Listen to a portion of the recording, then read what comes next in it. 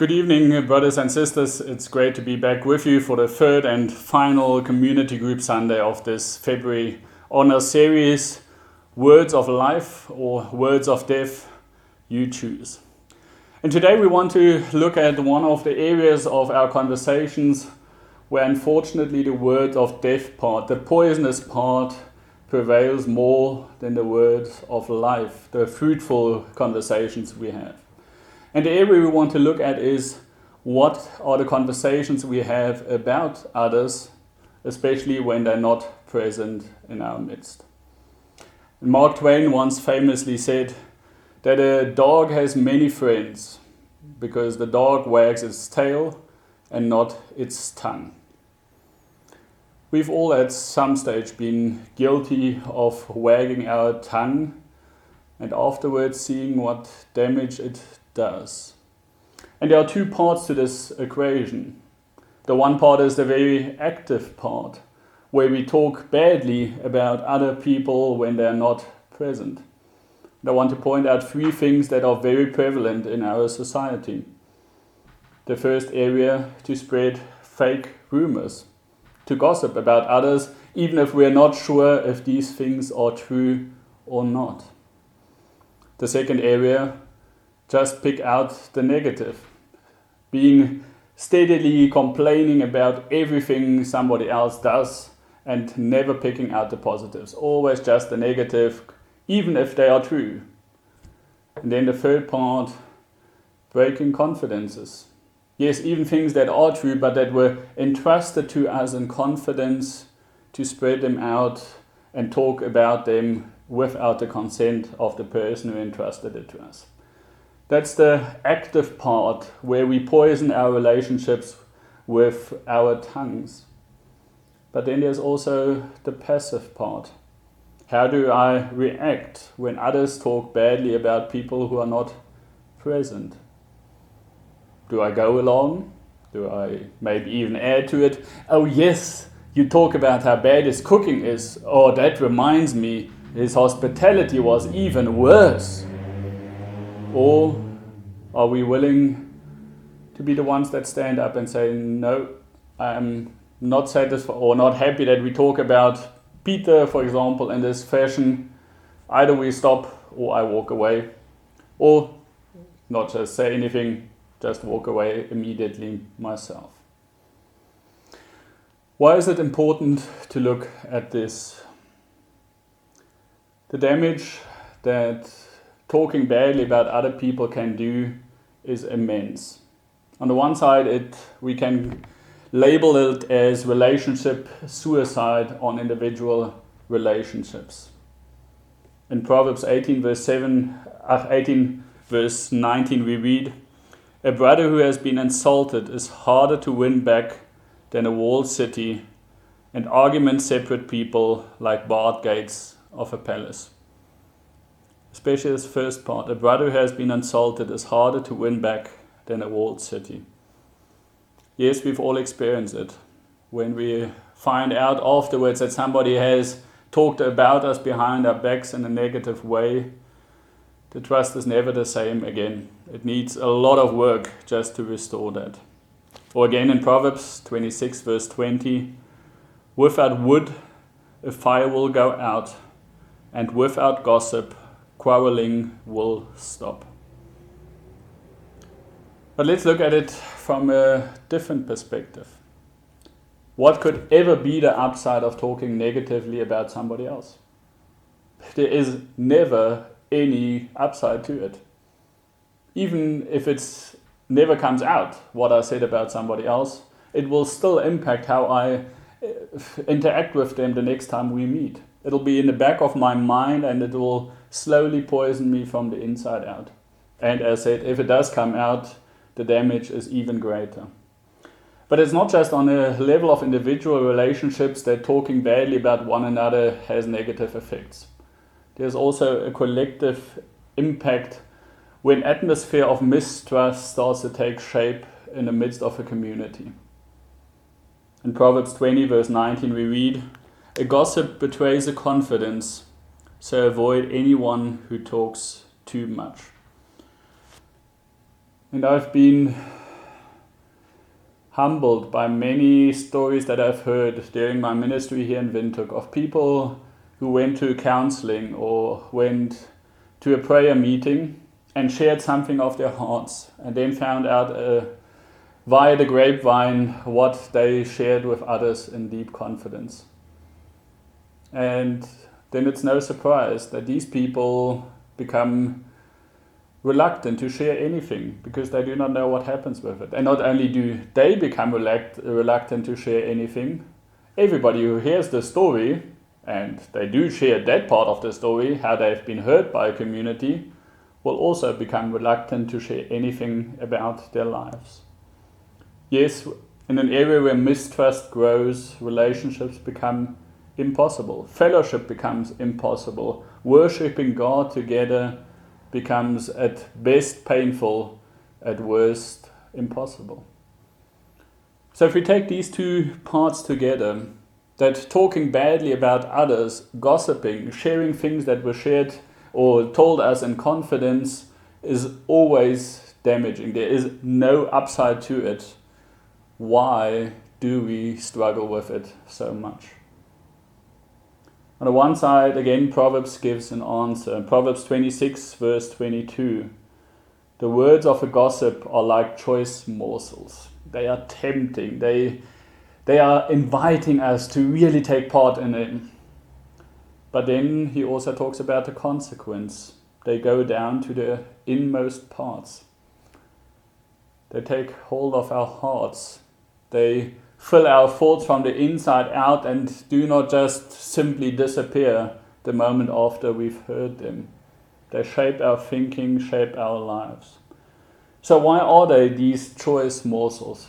I think on the one side, like almost every sin, is the temptation of the forbidden. The kick, yes, I'm not supposed to have this, but I will have it. But that's a very short-lived reward. And then the second, by talking negatively about others, I build up my own self-confidence. If I say, oh yes, person X is such a terrible cook, implicitly I'm saying, I cook much better. That would never happen to me. If I say, oh, look at person Y, she is such an idiot, what a moron, I implicitly say, I am much more intelligent than they are. And so this builds up our confidence for a moment, but again, this gain is very much short-lived.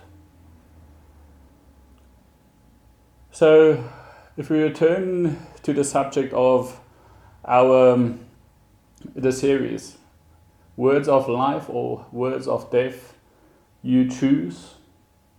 We are confronted with the question, how do we become more conscious in using our words? How do we become more considerate in the way we talk about others? And before we get started with some practical steps, it is wise to take a look at James chapter 3. If you want to turn with me to James chapter 3. In James 3 we will be reading from verse 2 to verse 10. We read the following. We all stumble in many ways. If anyone is never at fault in what he says, he is a perfect man, able to keep his whole body in check. When we put bits into the mouths of horses to make them obey us, we can turn the whole animal. Or take ships as an example. Although they are so large and are driven by strong winds, they are steered by a very small rudder wherever the pilot wants to go. Likewise, the tongue is a small part of the body, but it makes great boasts. Consider what a great forest is set on fire by a small spark. The tongue also is a fire, a world of evil among the parts of the body. It corrupts the whole person, sets the whole course of his life on fire, and is itself set on fire by hell.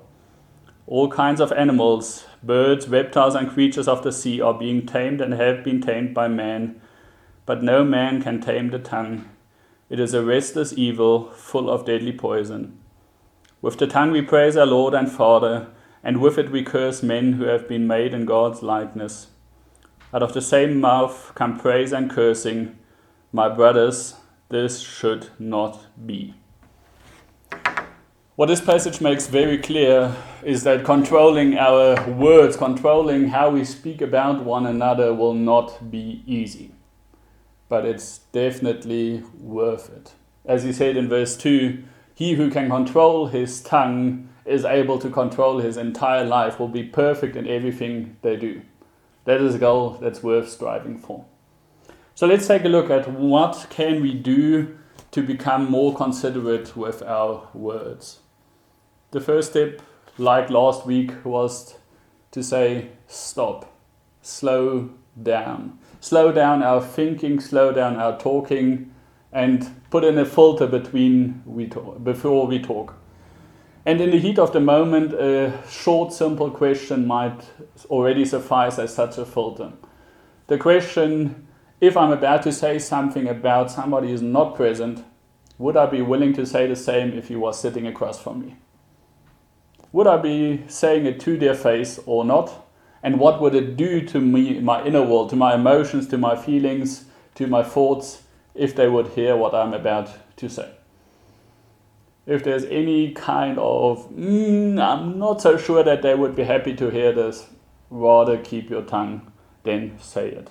So that's the simple version to say, in the heat of the moment, would the other person like to hear what I'm about to say?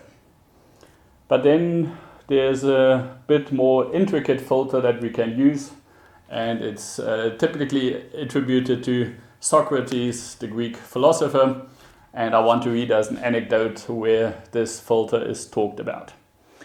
In ancient Greece, Socrates had a great reputation of wisdom. One day someone came to find the great philosopher and said to him, "Do you know what I just heard about your friend?" "Just a moment," replied Socrates. "Before you tell me, I would like to test it through the 3 sieves." "The 3 sieves?" "Yes," continued Socrates. "Before telling anything about the others, it is good to take the time to filter what you mean. I call it the test of the 3 sieves. The first sieve is the truth. Have you checked if what you're going to tell me is true?" The answer came, "No, I just heard it." "Very good. So you don't know if it's true." We continue with the second sieve, that of kindness. "What you want to tell me about my friend, is it good?" "Oh no, quite on the contrary." "So," questioned Socrates, "you want to tell me bad things about him and you're not even sure they're true. Maybe you can still pass the test of the third sieve, that of utility. Is it useful that I know what you're going to tell me about this friend?" "No, not really." "So," concluded Socrates, "what you were going to tell me is neither true, nor good, nor useful. Why then did you want to tell me this?" So for the anecdote and a summary by Pope Francis on it, gossip is a bad thing. In the beginning it may seem enjoyable and fun, but in the end it fills our hearts with bitterness and poisons us too. But let's take a bit of a closer look at these 3 filters. The first filter, is it true? Already in the 10 Commandments in Exodus 20 we read, "You shall not bear false witness against your neighbor." And in the time that we live of social media and the flood of inputs on all the different channels, this criteria becomes ever more challenging. Because the messages that we are confronted with are designed to evoke a response from us, an emotional response, either positive or usually negative. That what is controversial keeps people engaged, keeps them on a platform, and so the more provocative we can make a statement, the more likely people are going to engage with it, the more ad revenues the companies get, etc., etc., etc. And so this whole area of first checking if something is true is gaining traction in the digital world under the title of click restraint. Taking that moment longer to test, is the source that I'm getting it from reliable? Do other major sources share the same opinion, or is this a single opinion? What does the person who shared this with me on social media or in person, want to evoke in me? What response do they want to trigger in me? And asking these questions before I decide to share something. The first filter, is it true? And we say, we proclaim that Jesus is the truth. So we as a follower of Jesus also need to be concerned about the truth and only sharing the truth. Then the second filter, is it kind? Is it good? It asks the question, with which intent am I about to say something? Is it to build up or is it to destroy? Yes, there are times where a hard truth needs to be spoken. But there are also times where hard truths, if spoken in the wrong context, can destroy a lot. Is justice on my mind? Is improvement on my mind? Or is vengeance on my mind? In Ephesians 4 verse 29 we read, "Let no corrupting talk come out of your mouths, but only such as is good for building up, as fits the occasion, that it may give grace to those who hear it." Is it good? Jesus again told us that by our love towards one another, people will know that we are his disciples. Are our words filled with kindness, with good words, or with grief? And then the third filter, is it useful? Is it necessary to share this? We mentioned at a previous point, yes, there are times where hard truths need to be told. A classic example we find in Matthew 16 verse 21 to 23. Jesus has just shared with Peter and the other disciples that he, the Messiah, would suffer and die. And Peter is not happy about it. So he takes Jesus aside and says, "Never shall this happen to you," in verse 22. And then in verse 23, Jesus says the hard truth that needs to be said. He turned to Peter, "Get behind me, Satan. You are a stumbling block to me. You do not have in mind the things of God, but the things of men." This definitely falls under the category of tough love. It's not a statement that there's the warm and fuzzy things that we typically associate with loving communication. But was it necessary? Yes, it was necessary to get this message across. This is the road I need to take. There's no way around confronting this issue. But in the heart of Jesus was not to destroy Peter. We see afterwards that by sharing this is the way I need to go, he prepares Peter to take on the leading role in the church, to take this ministry forward. Yes, there are moments where we need to be open, direct, speak out hard truths, but let's be very careful with what intent we do so. And that brings me back to the full circle. What do we talk about when we talk about others? Do we decide to talk about the negatives, or are we willing to pick out the positives? In Philippians 4 verse 8 we read, "Finally, brothers and sisters, whatever is true, whatever is noble, whatever is right, whatever is pure, whatever is lovely, whatever is admirable, if anything is excellent or praiseworthy, think about such things."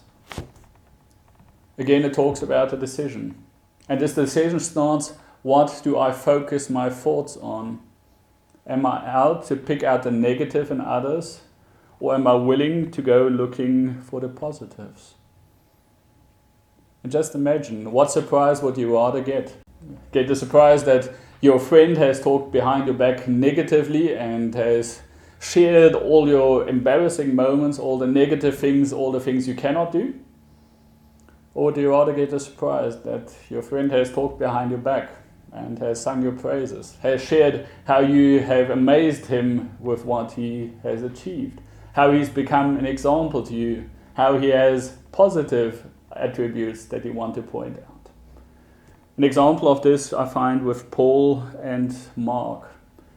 In Acts we read that Paul is bitterly disappointed by Mark, that Mark has lost his courage while on a mission trip with Paul and deserted them.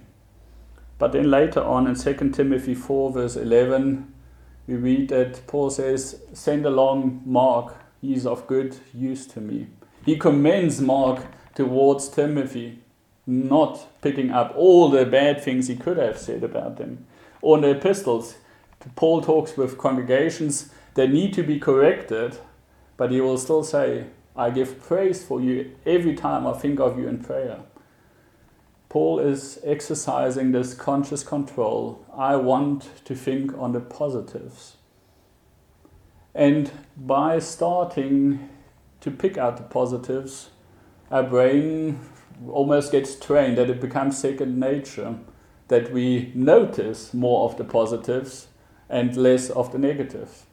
And on the other side, if we keep focusing on the negative, that is what our brain will pick up. In a community, that is irritating again. Oh, he is singing out of key.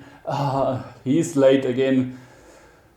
Instead of the positives. Hey, what a great smile you have today. Hey, that was an encouraging talk. Great.